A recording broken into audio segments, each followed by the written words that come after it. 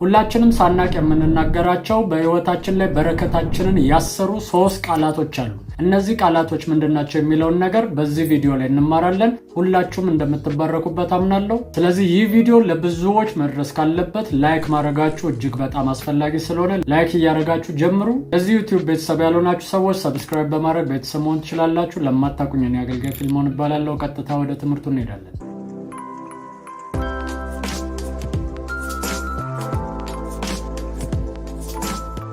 ሰላም ቅዱሳን እንዴት ናችሁ? ሁሉ መልካም፣ ክብር ለኢየሱስ ይሁን። እኔም ባለቤቴም በእኔ ዙሪያ ያሉ ቤተሰቦቼ ሁሉ ሰላም ናቸው። እናንተም ጋር ሁሉ መልካም እንደሆነ አምናለሁ። በዚህ ዓመት እግዚአብሔር ምንጮችን ከተለያየ አቅጣጫ የሚከፍትላችሁ ዓመት ነው ብዬ በዚህ ዓመት መጀመሪያ ላይ አውጄ ነበር። ያ ነገር በህይወታችሁ ላይ የሆነ እንደሆነ እርግጠኛ ነኝ። እሺ፣ በረከታችን ተይዞ ከሆነ በረከታችን የተያዘበት አንድ መንገድ ብቻ አይደለም ያለው፣ እጅግ በጣም የተለያዩ ምክንያቶች ሊኖሩት ይችላሉ።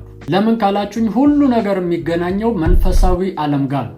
ሰው መንፈሳዊ ዓለም ላይ የተያዘ ነገር እዚህኛው ዓለም ላይ ሊለቀቅ አይችልም። ለምን ካላችሁኝ ያኛው ትልቁ ዓለም የዚህኛው ዓለም ምንጭ ስለሆነ ማለት ነው። ስለዚህ የቱ ጋር በረከታችሁ እንደተያዘ ብዙዎቻችሁ ግራ ሊገባችሁ ይችላል። ነገር ግን ደግሞ ዛሬ በረከታችንን ሊያስሩ የሚችሉ ቃላቶች አሉ፣ ከአንደበታችን ከራሳችን አፍ የሚወጡ ማለት ነው። ስለዚህ እነዚህ ነገሮች ምናልባት የብዙዎቻችንን በረከት ይዘው ሊሆን ስለሚችል እነዚህ ነገሮች ምንድናቸው የሚለውን ነገር ዛሬ እናያለን። ከዛ በኋላ ደግሞ በረከታችን በኃይል ይለቀቃል ማለት ነው።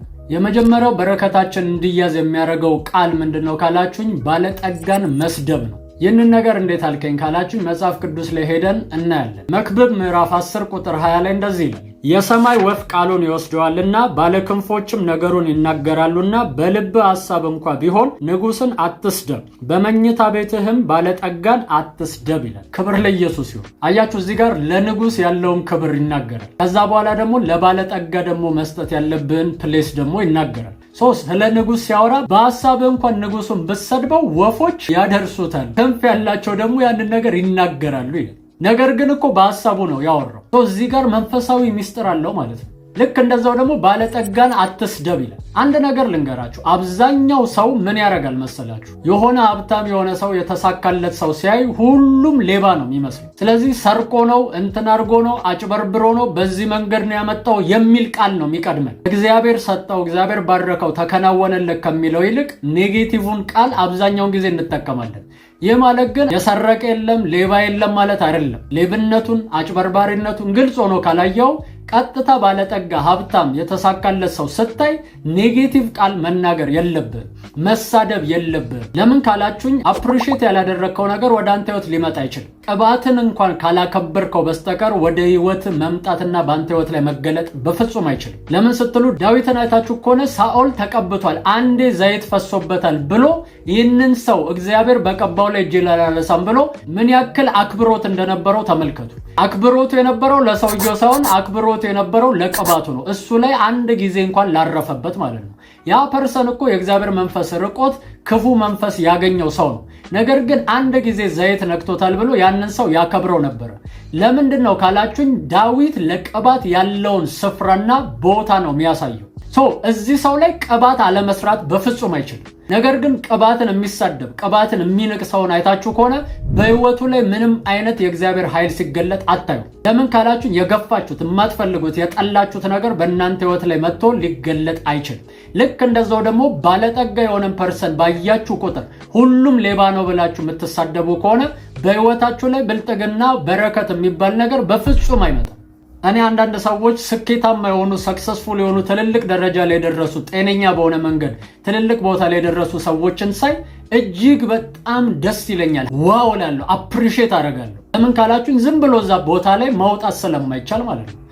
እግዚአብሔር ረድቷቸው ትልልቅ ስፍራ ላይ ያሉ ሰዎችን ለመስደብ ሳይሆን የምቸኩለው ለማድነቅ እቸኩላለሁ። ስለዚህ አንድ ፐርሰን ከየት አቅጣጫ ሰክሰስፉል እንደሆነ ከምን አቅጣጫ እንደተከናወነለት ሳናቅ ሁሉንም ነገር አጋንንታዊ በሆነ መንገድ ብቻ ማሰብ የለብንም። ስለዚህ እንደዚህ አይነት አስተሳሰብ እንደዚህ አይነት ንግግሮች በህይወታችሁ ላይ በረከት እንዳይመጣ የሚከለክሉና በሮቻችሁን የሚዘጉ ነገሮች እንደሆኑ ልታውቁ ያስፈልጋቸዋል ማለት ነው። አንዳንድ ሰው ሰክሰስፉል መሆን ሲያቅተው የሆነ ቦታ መድረስ ሲያቅተው ሌሎችን መሰደብ ይጀምራል። ነገር ግን በትክክል ደግሞ እግዚአብሔር ረድቷቸው ሰዎች ትልልቅ ቦታ ላይ ሊደርሱ እንደሚችሉ ማመን አለባችሁ። ለምን? አምላካችን የበረከት አምላክ ስለሆነ። አብርሃምን አይታችሁ ከሆነ ሲወጣ ሀብታም አልነበረም፣ ባለጠጋ አልነበረም። ነገር ግን እግዚአብሔርን አምኖና ተማምኖ ነው የወጣው። ከዛስ በኋላ መጽሐፍ ቅዱስ ሲናገር እንደዚህ ይላል፣ አብርሃምም በወርቅ በብር በከብትም እጅግ ባለጠጋ ሆነ ተብሎ ተጽፏል። እሱ ብቻ አይደለም፣ አብሮት የወጣው ሎጥ እንኳን በሱ ምክንያት ተባርኮ በሀብታቸው ምክንያት ጸብ ሲፈጠር ታያላችሁ። እነ ይስሐቅን እነ ያዕቆብንም ብታዩ እንደዛው ነው። እነ ዮሴፍንም ብታዩ እንደዛው ነው። መጽሐፍ ቅዱስ ደግሞ ሲናገር የአብርሃም አምላክ የይስሐቅ አምላክ የያዕቆብ አምላክ ብሎ ነው እግዚአብሔር የሚጠራው። ስለዚህ አምላካችን መባረክ የሚችል ትልልቅ ነገሮችን በህይወታችን ላይ ማድረግ የሚችል አምላክ ነው።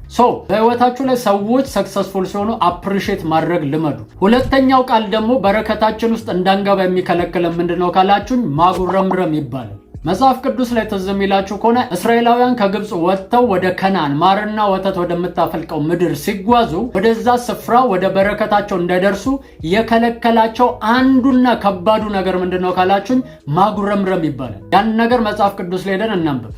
አንደኛ ቆሮንቶስ ምዕራፍ 10 ከቁጥር 9 ጀምሮ ያለውን እናንብብ። እንደዚህ ይላል፣ ከእነርሱም አንዳንዶቹ ጌታን እንደተፈታተኑት በእባቦቹም እንደጠፉ ጌታን አንፈታተን። ከእነርሱም አንዳንዶቹ እንዳንጎራጎሩ በሚያጠፋውም እንደጠፉ አታንጎራጉሩ ይላል። ስለዚህ ያያችሁ አንድ እዛ ስፍራ ላይ እንዳይደርሱ የከለከላቸው ነገር ማጉረምረም ነው።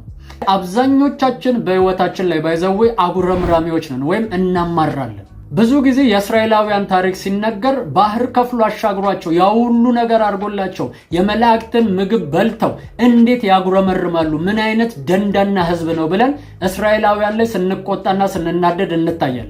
ነገር ግን የአብዛኞቻችን ህይወት ደግሞ እንደዚህ አይነት ህይወት ነው። እግዚአብሔር ትናንትና ያሳለፈንን ያደረገልንን ከምን እንዳወጣን እያወቅን ለነገ ግን እግዚአብሔርን ማመን ያቅተናል። ለአንድ ሳምንት እግዚአብሔርን ማመን ያቅተናል። በአንድ ሳምንት ውስጥ ነገር የተቀያየረ የመሰለን ሰዓት እግዚአብሔርን መናገር፣ ማጉረምረም፣ ማንጎራጎር እንጀምራለን ማለት ነው። ባጉረመረማችሁ ቁጥር ከእግዚአብሔር ጋር የምትጣሉበት ምክንያት እየተፈጠረ ነው። ስለዚህ ወደ በረከታችሁ እንዳገቡ ትልቅ መሰናክል ነው ማለት ነው። እስራኤላውያን እዛ ከነዓን እንዳይገቡ የከለከላቸው አንዱና ዋነኛው ምክንያት ይሄ። ለምን ስትሉ አለት እየሰነጠቀ ውሃ እያወጣላቸው የመላእክትን ምግብ እንኳን በልተው የሚገርማችሁ ስጋ ናፈቀን ይላሉ። የሰማይን ነገር ሰጥቷቸው ነገር ግን እነሱ የምድራዊውን ነገር ነው የምንፈልገው እያሉ ሲያንጎራጉሩ ሲጮሁ ደግሞ ታያቸዋላችሁ። ያህ ብቻ አይደለም፣ 40 ቀን ሙሴ ተራራ ላይ ሄዶ ሲጸልይ 40 ቀን መታገስ አቅቷቸው ሌላ አምላክ የቀየሩ ሰዎች ናቸው። ስለዚህ በህይወታችን ላይ አንዳንድ ጊዜ እንደዛ ነው። ንግግሮቻችን እግዚአብሔርን ያስቀይሟል። በረከታችን ላይ እንዳንደርስ ትልቅ መሰናክል ሆኖ በመንገድ ላይ ያስቀረናል ማለት ነው። ከዚህ ይልቅ ማመስገንን ተለማመዱ። መጽሐፍ ቅዱስ ሲናገር እንደዚህ ይላል፣ ዘወትር የምስጋናን መስዋዕት ለእግዚአብሔር አቅርቡ ይላል፣ እርሱም ለስሙ የሚመሰክሩ የከንፈሮች ፍሬ ናቸው ይላል። ስለዚህ በየዕለቱ መስዋዕት ማቅረብ ትችላላችሁ። ምን አይነት የምስጋና በተቃራኒው ስታጉረመርሙ መስዋዕታችሁን ለእግዚአብሔር እየከለከላችሁት ነው ማለት ነው። ለዛ ነው ሐዋርያት ሥራ ላይ ሲናገር እንደዚህ ይላል፣ እግዚአብሔርንም እያመሰገኑ በሕዝብ ሁሉ ፊት ሞገስ ነበራቸው ይላል። ስለዚህ እግዚአብሔርን የማመስገን ውጤት ይሄ ነው። እኛ ግን ትሁት ከመሆናችን የተነሳ ጫማ ሲጠረግልን ቴንኪው ብለን ብር እንከፍላለን። ታክሲ ውስጥ ቴንኪው ብለን ብር እንከፍላለን። ነገር ግን ደግሞ እግዚአብሔርን ጭራሽ ሳናመሰግን የምንውልባቸው በጣም ብዙ ቀኖች አሉ። ስለዚህ እነዚህን ነገሮች እጅግ በጣም በህይወታችን ላይ ማስተካከል ይኖርብናል። ከሰው በላይ እግዚአብሔርን ማመስገን መለማመድ አለብን ማለት ነው። ሶስተኛውና የመጨረሻው ደግሞ በበረከታችሁ ላይ ኔጌቲቭ ቃላቶችን መናገር ነው። አብዛኞቻችን በአይምሯችን ላይ ነገሮች የሚሳኩልን አይመስለን።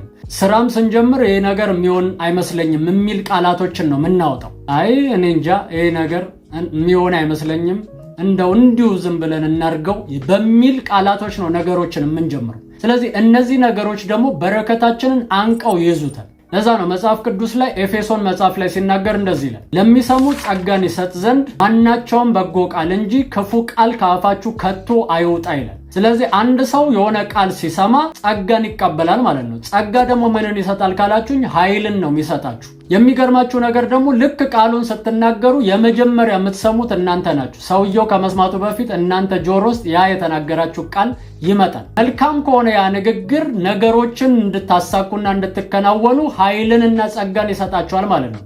ኔጌቲቭ እና መጥፎ ከሆነ ደግሞ ኃይልን ይከለክላችኋል። ስለዚህ በዚህ ምክንያት በፍጹም ስኬታማና በረከት ውስጥ መግባት አትችሉም ማለት ነው። ለምን መሰላችሁ እንደዚህ አይነት ቃላቶችን የምንናገረው? በልባችን እምነት ስለሌለን ውስጣችን ላይ ያለውን አለማመን አንደበታችን እናወጣለን ማለት ነው። ልባችን አምኖ ቢሆን ግን በፍጹም በአፋችን ያንን ቃል ልንናገር አንችልም። ያመነ ሰው አነጋገሩ እንኳን ያስታውቃል። ስለዚህ በልባችሁ እግዚአብሔር እንደሚባርካችሁ እንደሚከናወንላችሁ አምላካችን የእነ አብርሃም አምላክ እንደሆነ አምናችሁ ይህንን ነገር ልትናገሩ ያስፈልጋችኋል። ሁልጊዜ ኔጌቲቭ ቃላቶችን ስትናገሩ አይታችሁ ከሆነ ውስጣችሁ ይዝላል፣ አቅም ታጣላችሁ፣ ምንም አይነት ነገር የማድረግ ሞራል አይኖራችሁ። ነገር ግን መልካም ነገሮችን ስትናገሩ ግን አቅምና ኃይልን እያገኛችሁ ነገሩን ለማድረግ እንኳን የምትጓጉ ትሆናላችሁ። በረከታችሁ ላይ መጥፎ ኔጌቲቭ ቃላቶችን በፍጹም አትናገሩ። ያለ እምነት ደግሞ እግዚአብሔርን ደስ ማሰኘት እንደማይቻል ታውቃላችሁ። ስለዚህ በልባችሁ እምነትን መለማመድ ይኖርባችኋል። ያ ያመናችሁትን እምነት ደግሞ በአንደበታችሁ ዲክሌር ማድረግ ማወጅን መልመድ አለባችሁ። ስለዚህ በእያንዳንዱ በስኬታችሁ ላይ፣ በክንውናችሁ፣ በበረከታችሁ፣ በጀመራችሁ በማንኛውም ነገር ላይ እንደ እግዚአብሔር ቃል መልካምና በጎ ነገሮችን ሁሉ መናገር ይኖርባችኋል ማለት ነው። ጌታ መቀበል ፈልጋለሁ የምትሉ ሰዎች ይህንን ጸሎት ከጸለያችሁ በኋላ መጨረሻ ላይ በሚቀመጠው ስልክ ቁጥር ጌታን ተቀብያለሁ መማር ፈልጋለሁ እያላችሁ ሜሴጅ ጻፉልኝ። እኔ የምለውን በማለት ኢየሱስን ወደ ሕይወታችሁ ጋብዙት። እግዚአብሔር አምላክ ሆይ ዛሬ ወደ አንተ ስለጠራኝ አመሰግናለሁ። እግዚአብሔር ሆይ እኔ ኃጢአተኛ ነኝ፣ ኃጢአቴን ይቅር በለኝ፣ መተላለፌን ደምስስልኝ። ክቡር በሆነው በልጅ በኢየሱስ ክርስቶስ ደም ከኃጢአቴ ሁሉ አንጻኝ። እግዚአብሔር ሆይ ዓለምን፣ ሰይጣንን፣ ሥራውን ክጄአለሁ። ጌታ ኢየሱስ ክርስቶስን የሕይወቴ አዳኝና ጌታ አድርጌ ተቀብያለሁ። ኢየሱስ ክርስቶስ ከሙታን እንደተነሳ በልቤ አምናለሁ። ጌታም እንደሆነ በአፌ መሰክራለሁ። እግዚአብሔር ሆይ ስለተቀበልከኝ አመሰግናለሁ። አሁን ልጅ ነኝ። ይህን ዕድል ስለሰጠኝ አመሰግናለሁ። አሜን፣ አሜን፣ አሜን። አሁን ጌታን እንደ ግል አዳኛችሁ አርጋችሁ የተቀበላችሁ ሰዎች ትምህርት ለመማር በዚህ ስልክ ቁጥር ደውሉልኝ 0920999642 ተባረኩ። ተባርካችኋል፣ ተወዳችኋል ቅዱሳን። ይህንን ቪዲዮ ለብዙዎች ሼር በማድረግ አብራችሁኝ ማገልገል ትችላላችሁ። እዚህ ጋር የሚመጣላችሁን ቪዲዮ እየነካችሁ ማየት ትችላላችሁ። ሻሎም